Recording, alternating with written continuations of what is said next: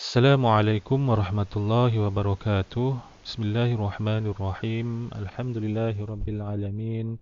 Wassalatu wassalamu ala sayyidina Muhammadin asyrafil anbiya'i wal mursalin wa ala alihi wa sahbihi ajma'in. Alhamdulillah, pada hari ini kita dapat meneruskan lagi sesi PDPR pada hari ini, iaitu hari Selasa bagi tahap 2. Kita akan belajar hari ini perkara jenayat bagi darjah 6. Seperti biasa, sebelum kita memulakan pembelajaran kita pada hari ini, marilah sama-sama murid-murid mengaminkan, menadah tangan untuk kita membaca doa sebelum belajar. A'udzu billahi minasyaitonir rajim. Bismillahirrahmanirrahim. اللهم افتح علينا حكمتك وانشر علينا من خزائن رحمتك ربنا اشرح لنا صدورنا ويسر لنا أمورنا اللهم أخرجنا من ظلمات الوهم وأكرمنا بنور الفهم وافتح لنا بمعرفة العلم ونور قلوبنا وسهل لنا أبواب فضلك يا أرحم الراحمين آمين آمين يا رب العالمين.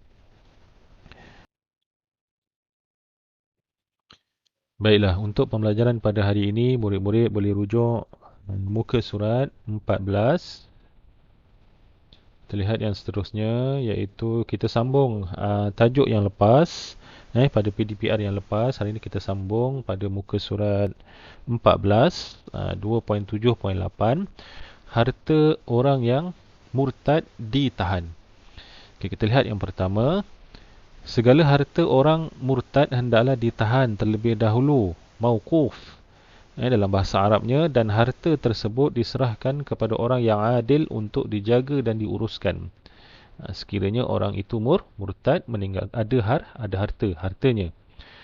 2, jika dia mati dalam keadaan murtad, nyatalah hilang hak pemilikan terhadap harta tersebut. 3, harta itu akan kekal menjadi miliknya jika ia kembali kepada Islam. Maksudnya tadi harta itu ditahan.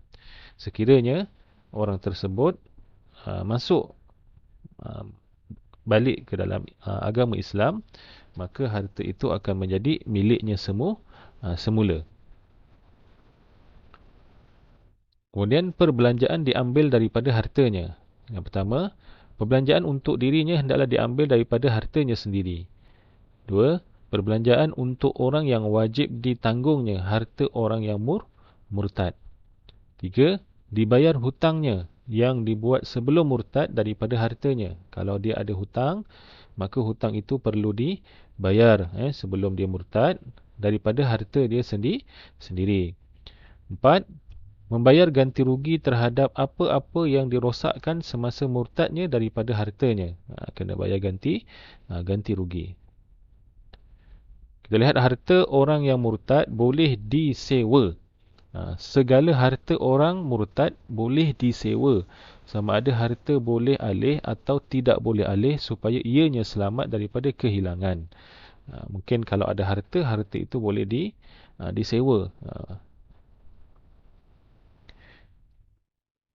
Kemudian pengurusan harta orang murtad yang batal dan sah.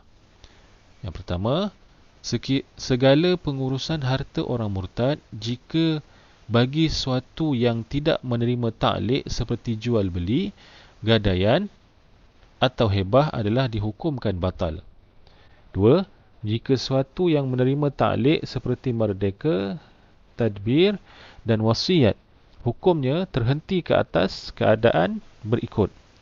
Alif, jika ia kembali kepada Islam, nyatalah sah pengurusan harta tersebut. Ba, jika ia tidak kembali kepada Islam, nyatalah batal pengurusan harta tersebut. Okey, kita lihat 4 perkataan maksud ta'liq, hebah, tadbir dan juga wasiat. Kita lihat yang pertama, ta'liq, digantung suatu perkara kepada perkara yang lain. Itu maksud ta'liq. 2, hebah, pemberian atau kurniaan secara sukarela. Ini hebah, pemberian atau kurniaan secara sukarela. 3, tadbir, Tuan hamba menggantung merdeka hamba atas matinya. Jika aku mati, engkau merdeka. Ayatnya begitulah. Okey, yang keempat, wasiat. Pesan pemberian khairat daripada harta yang digantung dengan mati. Okey, ini ada empat perkataan yang maksudnya berbeza. Seterusnya kita lihat syarat pelaksanaan hukuman murtad. Alif, mukallaf ialah seorang yang mempunyai akal sempurna dan baligh. Ini syarat pelaksanaan hukuman murtad ke atas individu yang murtad. Yang pertama, mukallaf. Dua, telah diberi nasihat dan diminta bertaubat dan diberi tempoh masa untuk bertaubat. Dinasihatkan terlebih dahulu, kemudian dalam nasihat itu kita minta dia suruh bertaubat. Kita bagi dia tempoh masa untuk bertaubat. Tiga, disahkan telah murtad oleh mahkamah syariah sama ada dengan pengakuan sendiri atau keterangan saksi yang adil dengan memenuhi syarat-syarat saksi. Kena sahkan dulu di mahkamah syariah sama ada dengan pengakuan diri dia sendiri, pengakuan individu yang murtad, atau keterangan saksi, saksi-saksi yang melihat. Saksi itu mestilah adil dan memenuhi syarat-syarat saksi. 2.9, kesan buruk murtad. Ar-riddah, apa kesan buruk dia sekiranya seseorang itu murtad, sekiranya individu itu murtad. Okey, apa kesan buruknya? Yang pertama, mendapat murka Allah dan berdosa besar. Itu yang paling utama. Allah murka dan berdosa besar sekiranya seseorang itu murtad. Na'udzubillah. Dua, menghuni neraka Jahannam. Maknanya penghuni neraka Jahannam. Tiga, keluarga berpecah belah. Keluarga akan berpecah belah lah kesannya. Kalau dalam ahli keluarga ada yang murtad, ada yang Islam, akan berpecah belah.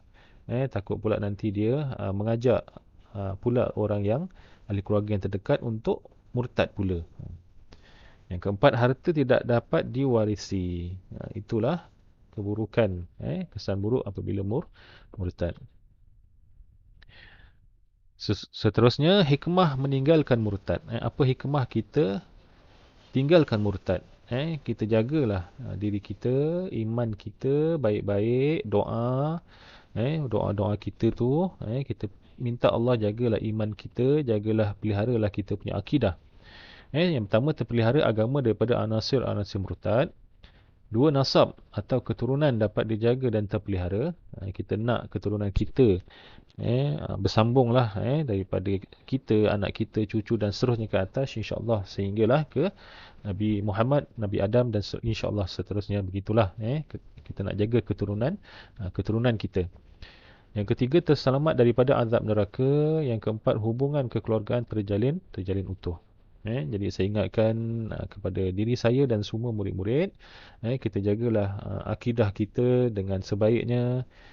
Tetapkanlah iman kita, banyakkan berdoa kepada Allah Subhanahu Wa Taala dalam dunia yang penuh dugaan, dalam dunia yang penuh bermacam-macam dugaan yang Allah berikan, dalam keadaan dunia yang semakin tua, yang hampir-hampir, yang wallahu alam kita tak tahu bila berlakunya kiamat. Jagalah iman kita, jagalah keluarga kita.